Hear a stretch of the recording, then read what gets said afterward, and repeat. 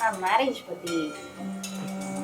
பற்றி அதே மாப்பிள்ளை வந்து நல்லபடியாக இவங்களுக்கு ரிலேஷன்ஷிப் அமையும், ஓகே, வாழ்க்கையில் நல்லா இருப்பாங்க அப்படின்னாக்கா நம்ம குங்குமம் பிரசாதமாக சரிங்களா. அதே கை தான் இங்கே தான் உட்காந்துட்ருக்கேன்.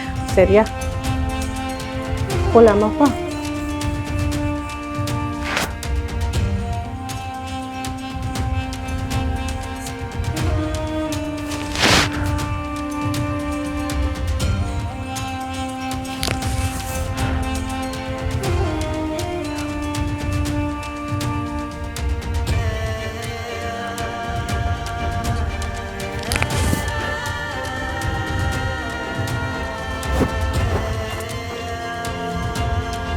பொடிப்பா.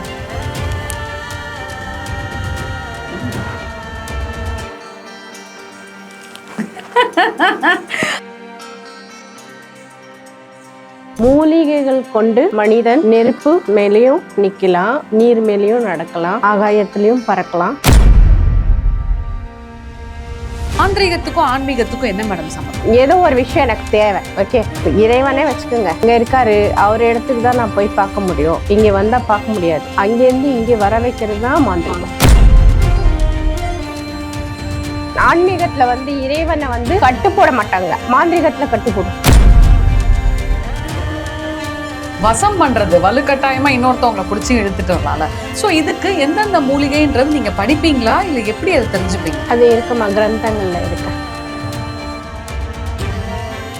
யூடியூப்ல எல்லாம் பார்த்துருப்பீங்க, என்னன்னா நெருப்புல படுத்துக்கிறது, முள் படுக்க மேல படுக்கிறது. அதுக்கு என்ன ரீசன் சொல்லுவீங்க? அதுதான் ஒண்ணுமே, அது மேஜிக் இல்லை, அது ஒரு மூலிகை சாரா அப்ளை பண்ணுவோம்.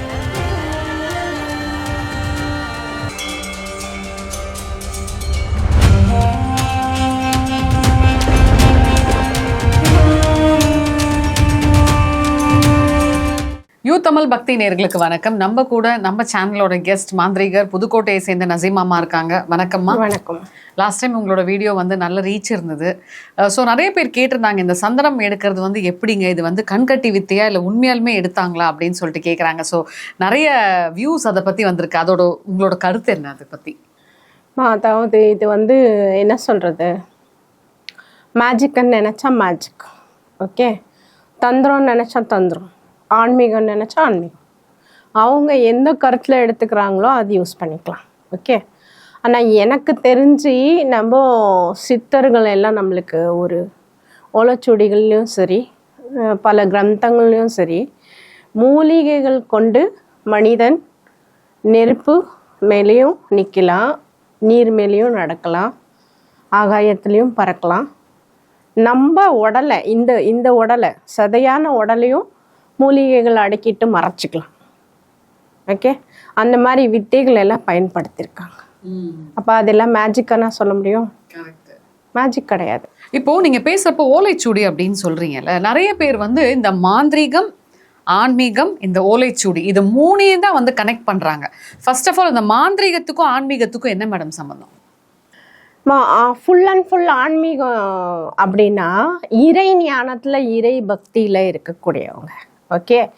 இறைவன் தரிசிக்க முடியுமா? இறைவனை வந்து இந்த உடம்பு, அதாவது பூத உடம்புல, இந்த நம்ம உணர்வோடு இருக்கிற மனித உடம்புல தரிசிக்க முடியுமா அப்படின்னு ஈடுபடுறது தான் ஆன்மீகம், ஓகே. நான் மாந்திரிகம் அப்படி இல்லை.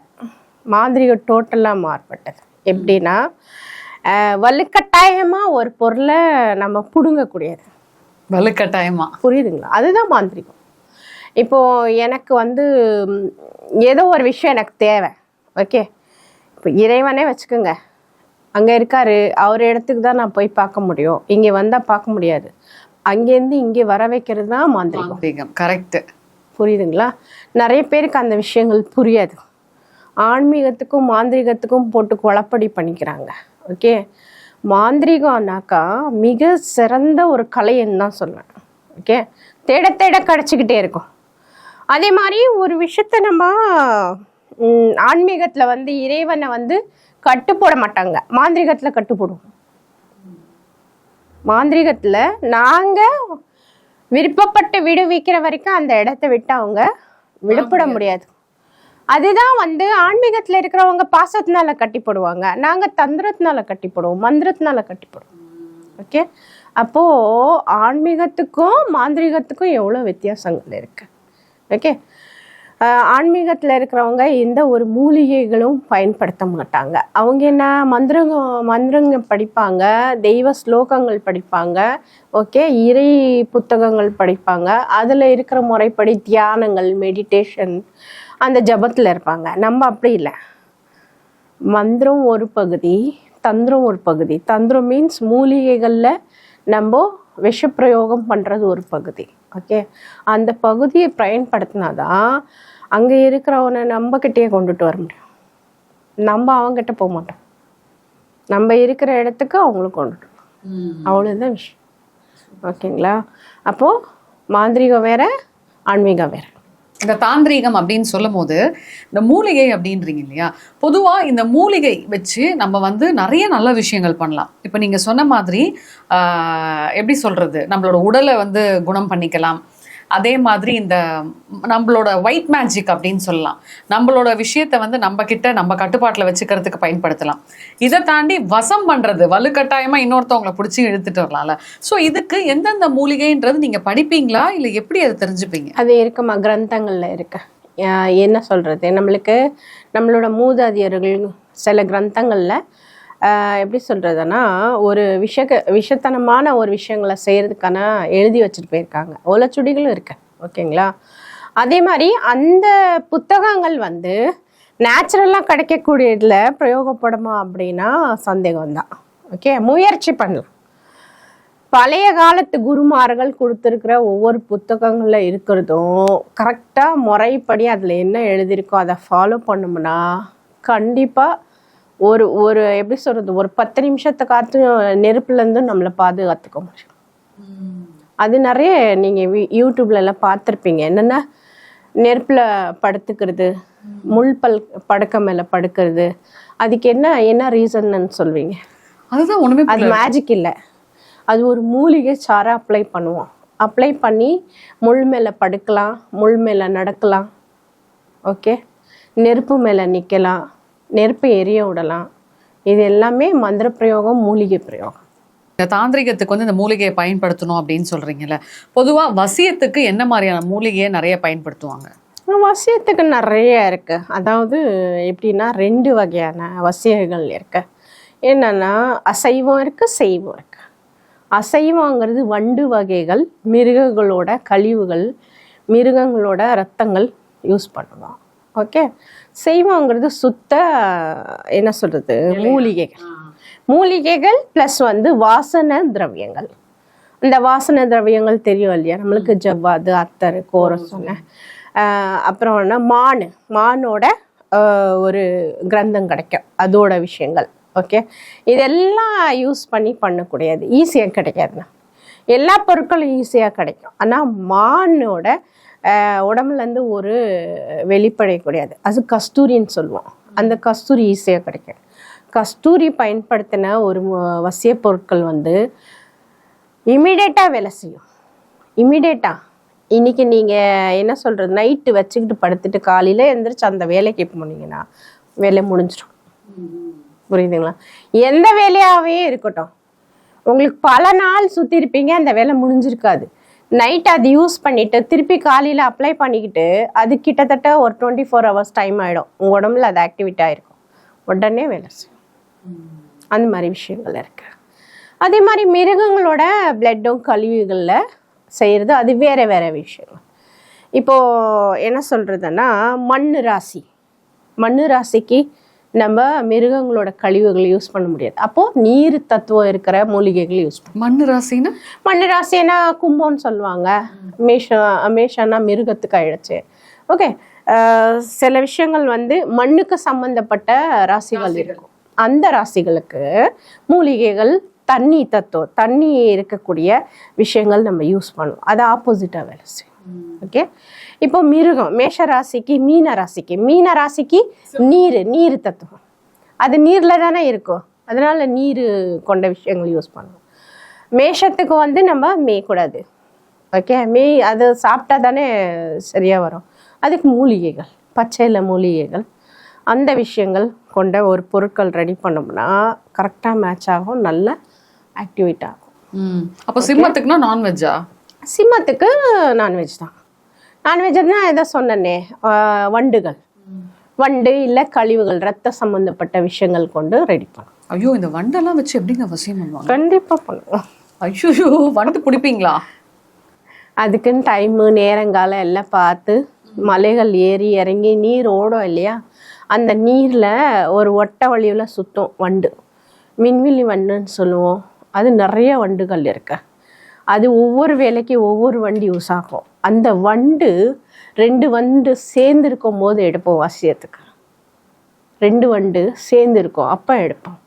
அப்போ அதுக்கு என்ன பண்ணுவோம், மணிக்கணக்கில் காத்துக்கிட்டு இருப்போம். மணிக்கணக்கில் வெயிட் பண்ணி அந்த வண்டை எடுத்து நம்ம அதில் பிரயோகம் பண்ணும்போது ஒரு வசியத்தன்மை, கணவன் மனைவி வசியமோ காதலன் காதலி வசியமோ சீக்கிரம் வேலை செய்யும். இப்போது வேலைக்கெல்லாம் போகிறப்போ வந்து இந்த மாதிரி நமக்கு வந்து இன்டர்வியூவாக இருக்கட்டும், இல்லை வந்து நம்ம மேல் அதிகாரிகளோட அந்த பரஸ்பரமான ஒரு கொலோக்கியல் ரிலேஷன்ஷிப்பாக இருக்கட்டும், எல்லாமே வந்து நிம்மதியாக இருக்கணும், நமக்கு வந்து அந்த ஜாப் அட்மாஸ்பியர் வந்து சூப்பராக இருக்கணும், அதுக்கு ஏதாவது முகவசியம் மாதிரி இருக்கா? முகவசியம் உங்களுக்கு நீங்களே மந்திரத்தில் பிரயோகம் பண்ணிக்கலாம். அது ஃபஸ்ட்டு ஸ்டெப்பு. செகண்ட் ஸ்டெப்பு நம்மகிட்ட வந்தீங்கன்னா ஜனவசியங்கிறது பண்ணுவோம். ஓகே, ஜனவசியத்தில் வந்து மேலதிகாரி இல்லை கீழதிகாரி இல்லை, எல்லாருமே வசியமாகும். ஓகேவா? அதை எப்படி பயன்படுத்தணும் அப்படின்னா, சில பேருக்கு உள்ளங்கை சொல்லுவோம், சில பேருக்கு நெகம் சொல்லுவோம், சில பேருக்கு புருவங்கள், சில பேருக்கு நெத்தி, சில பேருக்கு உச்சந்தலை. அது வைக்கக்கூடிய இடங்கள் அவங்களோட பாடிக்கு பொறுத்து நம்ம அதை யூஸ் பண்ணுவோம். எப்படி அதை நீங்கள் தீர்மானம் பண்ணுவீங்க? இப்போ ஒருத்தவங்க உங்க முன்னாடி வந்து நிற்கிறாங்கன்னா நீங்கள் கட்டங்களை வச்சு யூஸ் பண்ணுவோம். அவங்களோட பர்த்வேஸ் இருக்கும், டைமிங் இருக்கும், அவங்களுக்கு எந்த ஓரையில் அவங்க பிறந்திருக்காங்க அந்த ஓரையை அந்த நட்சத்திரத்தை மேட்ச் பண்ணி அவங்க எங்கே யூஸ் பண்ணுவோம்னு சொல்லுவோம், ரெடி பண்ணி கொடுப்போம். லாஸ்ட் டைம் சந்தனம் எடுத்தீங்களா, அந்த மாதிரி ஏதாவது ஒன்று எடுக்க முடியுமா? கண்டிப்பாக சித்தர்களோட அனுமதி இருந்தாக்கா, எங்களோட குருமார்களோட அனுமதி இருந்தால் கண்டிப்பாக எடுக்க முடியும். ஓகே, இந்த தடவை என்ன காட்ட போறீங்க நேருக்கு? என்ன மாதிரி எதிர்பார்க்குறீங்க சொல்லுங்க. உண்மையை தெரியலையே. பெஸ்ட்டு ஒரு விஷயம் நடக்கணும் அப்படின்னா ரெண்டு விஷயத்த நம்ம எதிர்பார்க்கலாம். ஓகேவா? ஒரு சுமங்கலியான காரியங்கள் நடக்கணும்னா குங்குமத்தை எதிர்பார்க்கலாம். ஓகே, இல்லை எங்களுக்கு வந்து ஒரு ஒர்க் ரிலேட்டிவான விஷயங்கள் நடக்கணும்னா நம்ம விபூதி எதிர்பார்க்கலாம். சரிங்களா? அந்த மாதிரி ஏதோ ஒரு விஷயத்த நம்ம நினச்சிக்கணும், மைண்டில் நினச்சிக்கிட்டு, ஓகேவா, எனக்கு இந்த காரியத்துக்கு ஆகணும். ஓகே, அது நல்ல காரியமாக இருந்தாக்கா நம்மளுக்கு என்ன கிடைக்குமோ அது இறைவன் பொறுத்து ட்ரை பண்ணலாம். ஓகே, தப்பு இல்லை. ஏன்னா முயற்சிங்கிறது பண்ணதான் நம்மளோட ஆற்றல் வந்து வெளிப்படும், இல்லைன்னா வெளிப்படாது. ஓகே, ஒரு விஷயத்த நம்ம திருப்பி முயற்சி பண்ணாதான் விஷயத்த கிடைக்கும், இல்லைன்னா கிடைக்காது. சரிங்களா?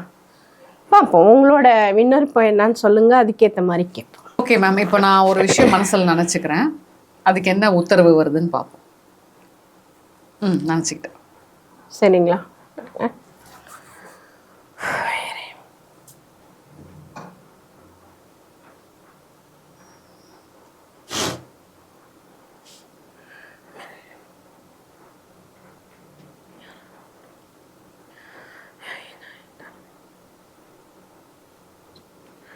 அனைத்து குருமார்கள் கொண்டு இவங்களோட விஷயங்கள் நடக்கும் நல்லபடியாக. அந்த சாத்தியக்கூறுகள் இருக்குது அப்படின்னாக்கா அவங்களுக்கு தேவையானது கொடுங்க. இல்லை இன்னும் நேரம் எடுக்கானாலும் பிரச்சனைகள் இல்லை. நீங்கள் எத்தனை நாளில் நடக்கும், என்ன விஷயம், ஏதாச்சும் ப்ராப்ளம்ஸ் இருக்கா? பேப்பர் இல்லை. எவ்வளோக்கு விற்கணும்னு நினைக்கிறீங்க? ஒரு நல்ல ரேட்டுக்கு.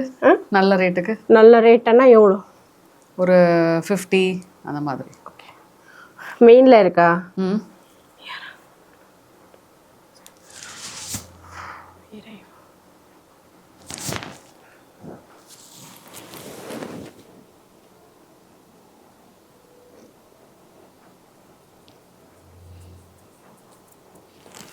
டூப்ளிகேட்டானு எதிர்பார்க்குறீங்களா? விபூதி ஸ்மெல் வருது. இப்போ இது விபூதி வந்தால் என்ன பண்ணும்? விபூதி வந்தால் பாசிட்டிவாக நடக்க போகுது. அதாவது ஒரு தெளிவான பதில், கடவுள் கொடுத்த பதில். ஆமா, தெளிவான பதிலனா உங்களுக்கு அது நடக்கும். புரியுதுங்களா? விபூதி மீன்ஸ் வந்து சாந்தமான விஷயங்கள். அந்த சாந்தத்துக்கு அர்த்தம் என்னன்னாக்கா நம்மளுக்கு ஓகே நீங்க நினைச்சது விரைவில் நடக்கும். ஓகே, எதிர்பார்த்தது உங்களுக்கு கரெக்டா அது நடந்து முடியும். 1 month எடுத்துக்கலாம், இல்ல 60 days எடுத்துக்கலாம், அதுக்கு மேல போகாது. மேக்சிமம் 1 month 60 daysல அந்த விஷயங்கள் உங்களுக்கு கை கொடுக்கும். சூப்பர். சரிங்களா? அது நம்ம அக்செப்ட் பண்ணிக்கலாம். ஸோ மக்களே, நிறைய விஷயங்கள் வந்து நம்ம நசீம் மாமா வந்தாலே சஸ்பென்ஸ் தான் நிறைய கொடுக்குறாங்க. ஸோ நான் ஒரு விஷயத்த மனசில் நினச்சிக்கிட்டு அவங்க கிட்ட கேட்டேன். அவங்க அதுக்கு வந்து கடவுளே உத்தரவு கொடுத்த மாதிரி இது பாசிட்டிவாக நடக்கும்னு சொல்லியிருக்காங்க. ஸோ இப்போ அடுத்ததாக வந்து ஒருத்தவங்க இருக்காங்க, அவங்க என்ன கேட்குறாங்கன்னு பார்க்கலாம். மேரேஜ் பற்றி லவர் இருக்காங்களா? ஆல்ரெடி இருக்காங்க. நல்லபடியாக நடக்குமா அப்படின்னு மட்டும் உத்தரவு கேட்போம். சரியா? அதே மாப்பிள்ளை வந்து நல்லபடியாக இவங்களுக்கு ரிலேஷன்ஷிப் அமையும், ஓகே, வாழ்க்கையில் நல்லா இருப்பாங்க அப்படின்னாக்கா நம்ம குங்குமம் பிரசாதமாக கிடைக்கும். சரிங்களா? அதே கை தான் இங்கே தான் உட்காந்துட்ருக்கேன். சரியா? போகலாமாப்பா?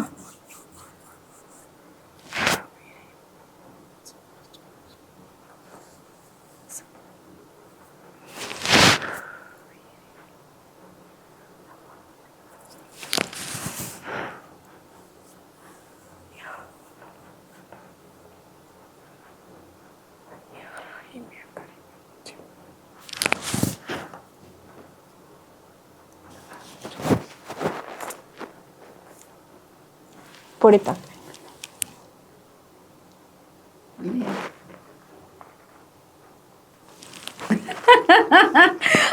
அவங்க டென்ஷனா இருந்தாங்க என்னன்ட்டுன்னு. ஆனா அந்த குங்குமம் கொட்டுற வரைக்கும் அவங்களுக்கு ஃபேஸ்ல வந்து ஒரு பயம் இருந்தது. கொட்டினோன்னு ஒரு பிளஷ் பாருங்க, கையில வாங்கி அதோட மனம் கோயிலேருந்து எடுத்து கொடுத்த ஒரு மனம் இருக்கு. வாங்கி பாருங்க, யூஸ் பண்ணிக்கோமா, நீ வச்சுக்கோ, பத்திரமா வந்து குங்குமத்துல கலந்து யூஸ் பண்ணிக்கோ. பாருங்க, அப்ப சீக்கிரம் நடக்க போகுது. கண்டிப்பா அவங்க மனசுல இருக்கிற எண்ணங்கள் இறைவன் நிறைவேற்றுவான். இப்போ நம்ம வெறும் விபூதி சந்தனம் மட்டும் இல்லை, ஓகே, குங்குமத்தையும் நம்ம அதே இடத்துல அதே ஃபிங்கர் தான், 3 ஃபிங்கர். இடம் மாறி இருக்கா? இல்லையே. அப்போ நான் அங்கேருந்து ஒட்டியா வச்சிருக்க முடியும்? ஒரே இடத்துல எல்லா விஷயத்தையும் ஒட்டி வச்சுக்க முடியாது. இல்லை ஃபிங்கர்ஸ் டூப்ளிகேட் ஃபிங்கர்ஸும் இல்லை. நிறைய பேருக்கு இந்த கேள்விகள் வருது. இது சித்தர்களோட ஆற்றல். புரியுதுங்களா? நம்ம இதுக்கு எந்த அளவுக்கு நம்ம வருத்திக்கிட்டு முயற்சி பண்ணியிருந்தா இந்த விஷயங்கள் நம்மளுக்கு இறைவன் கொடுப்பான். உங்களுக்கு ஏதாவது சந்தேகம் இருந்தால் நீங்கள் கண்டிப்பாக கமெண்ட் பண்ணலாம். நன்றி.